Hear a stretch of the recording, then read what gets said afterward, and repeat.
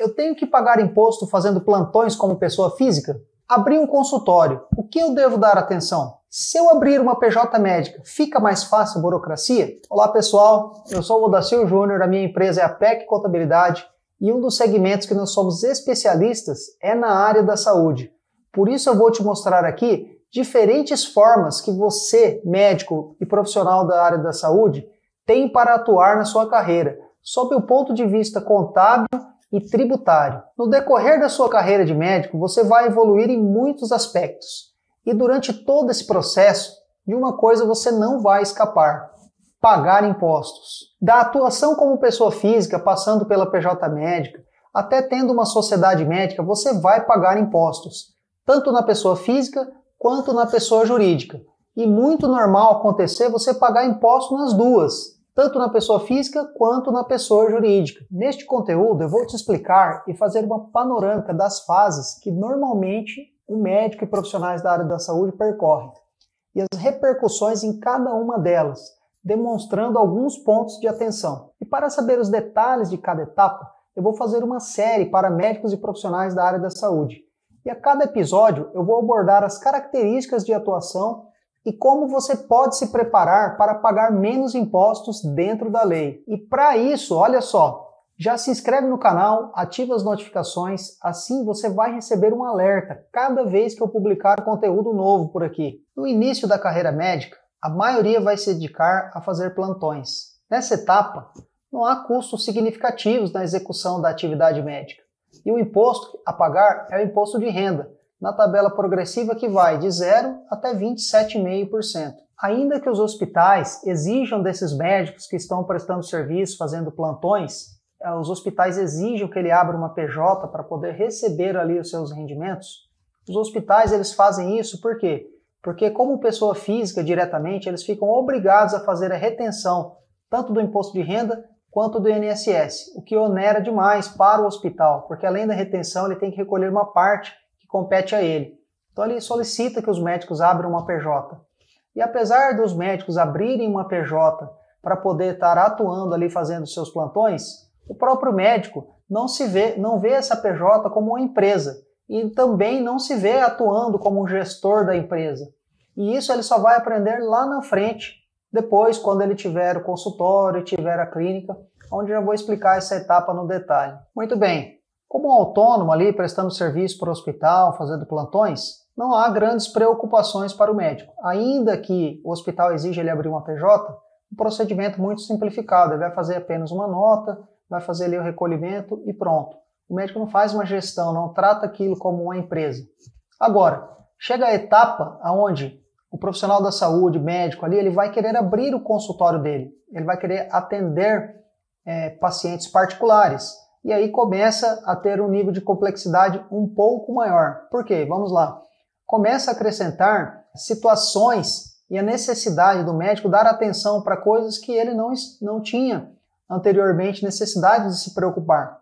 Vamos lá, uma delas é, se você tem o consultório, você tem a necessidade de ter um livro caixa. Para quê? Para lançar as despesas do consultório, porque agora você tem uma estrutura, e essa estrutura vai criar despesas que nós precisaremos lançar no livro caixa. Então você vai precisar entender minimamente essas questões. Outra coisa, quando você tem um consultório, você passa a ter a necessidade de ter uma secretária. Então você vai ter que ter ali noções trabalhistas mínimas, porque na hora de contratar essa secretária, tem detalhes que você precisa saber, documentos que têm que ser providenciados. Apesar de você ter um suporte, você vai ter que saber ali minimamente o momento de estar solicitando documentações, você vai ter que se preocupar com informações trabalhistas, porque você vai precisar pagar férias, 13º, você vai ter que pagar os encargos trabalhistas, o INSS, o FGTS da sua secretária. Então são situações novas que vêm acrescentando e você precisa atender minimamente e ter um suporte para conseguir resolver essas questões. Tá? Outra coisa, quando você tem o consultório e passa a atender pacientes particulares, você passa a ter a obrigação de recolher o INSS em cima desses pacientes particulares. Então, se você continua atendendo lá plantões mais consultório, então você vai somando ali as obrigações. Você tem a obrigação ali para com o hospital onde você faz seus plantões e agora no seu consultório você tem novas obrigações. Você tem situações para poder dar atenção. E vamos lá, estando com o seu consultório, o que você vai fazer naturalmente? Você vai se associar, você vai procurar se conveniar a convênios médicos, a Unimed, por exemplo. E aí você acrescenta um pouco mais de situações, um pouco mais da necessidade de dar atenção para certos pontos. Quando você está na Unimed, a Unimed vai fazer desconto de INSS e de imposto de renda e de imposto sobre serviço da sua produção médica, tá? Na Unimed você não tem como fazer uma nota fiscal, você não tem como atuar como uma PJ.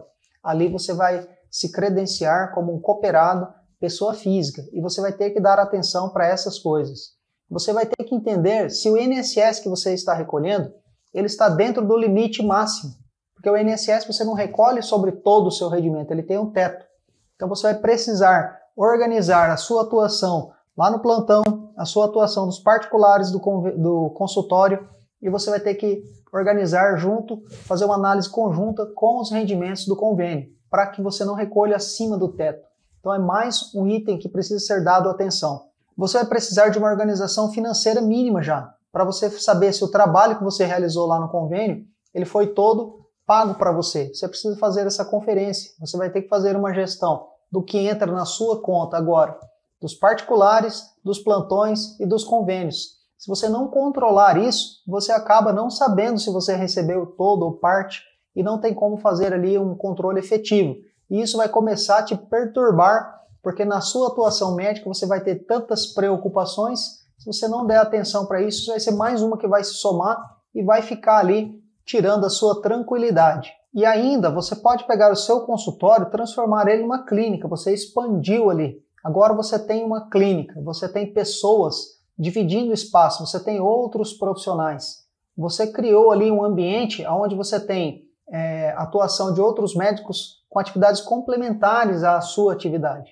E aí você tem agora divisão de despesa, você vai ter que fazer rateio, seja dos impostos, seja da secretária, que vocês vão utilizar em comum, enfim, das despesas em geral. E aí você precisa ter essa gestão, você precisa dar atenção para esses fatos. Você não vai ter que fazer, mas você tem que entender minimamente das situações que você tem à disposição para que você delegue isso, você contrate profissionais para que dê atenção e faça essa gestão adequadamente, tá? Para você poder ter esse controle, você poder usufruir as despesas que isso geram e você ter economia tributária. Todo esse conjunto de atuação, seja lá no hospital, os particulares, o convênio e agora como uma clínica médica, você fatalmente vai chegar à conclusão que você precisa de uma pessoa jurídica, você precisa de uma empresa para pagar menos impostos. E aí, tendo uma empresa, você precisa ter uma assessoria já para poder olhar para tudo isso, para que no livro caixa você economize no imposto, deduzindo essas despesas, para que na empresa você tenha ali uma organização que te permita pagar menos imposto, um enquadramento adequado. Se você não der atenção para essas coisas, você vai trabalhar e não vai ver o resultado potencializado, porque o imposto é um dos custos altíssimos que você tem na execução da sua atividade. Dar atenção para esse conjunto de coisas, para esse conjunto de situações que você vai passar no decorrer da sua carreira. Em todas essas etapas, você não pode deixar de perder minimamente nenhum ponto importante, porque isso pode neutralizar o seu resultado e todo o esforço profissional que você tem feito na sua atuação como médico. O imposto é um custo altíssimo e o governo ele é seu sócio sem trabalhar. Ignorar as possibilidades de pagar menos impostos vai fazer com que você desperdice tempo da sua vida para direcionar parte dos seus esforços para os cofres do governo. Por isso, tenha um profissional especializado na área tributária, que seja especialista na área da saúde. Isso vai fazer com que seus esforços sejam potencializados e o seu resultado seja mais rápido e mais efetivo. E se você precisar de ajuda nesse caminho, pode contar comigo com a PEC Contabilidade. Nós temos uma estrutura desenhada para fazer você chegar mais rápido nos seus resultados. E se você conhece algum médico ou profissional começando a carreira que precisa entender todo esse mecanismo, já encaminhe esse vídeo para ele. E se essas informações foram úteis para você, já deixa o seu like aqui no vídeo. Esse é o primeiro episódio de uma série de vídeos que eu vou fazer para a área da saúde. Portanto, já inscreve aqui no canal, ative as notificações para que você seja notificado dos próximos conteúdos. Muito obrigado por assistir, nos vemos nos próximos vídeos. Até lá!